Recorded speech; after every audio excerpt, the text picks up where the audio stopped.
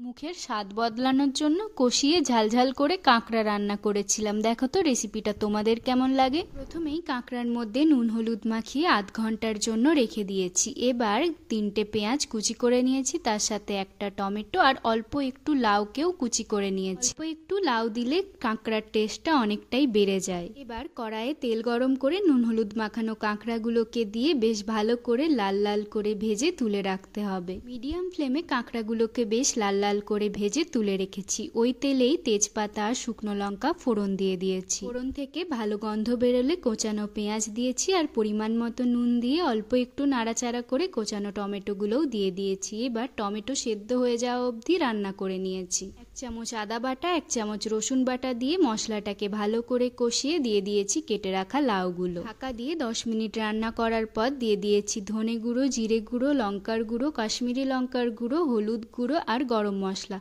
এই সমস্ত মশলাকে অল্প জল দিয়ে ভালো করে কষিয়ে ভেজে রাখা কাঁকড়াগুলো মশলার মধ্যে দিয়ে দিয়েছি। মশলার সাথে কাঁকড়া 7 থেকে 8 মিনিট খুব ভালোভাবে কষিয়ে নিয়েছি। এবার বেশ কিছুটা জল দিয়ে ঢাকা দিয়ে দিয়েছি। ঢাকা দিয়ে আধ ঘন্টা থেকে 45 মিনিট রান্না করে নিতে হবে মিডিয়াম টু লো ফ্লেমে। কাঁকড়াগুলো ভালোভাবে সেদ্ধ হয়ে গেছে আর জলটাও কমে গেছে। এবার ওপর থেকে কাঁচা লঙ্কা দিয়ে ভালোভাবে মিশিয়ে নিলেই কাঁকড়া কষা সার্ভ করার জন্য একদম রেডি। রেসিপিটা কেমন লাগলো জানিও কিন্তু।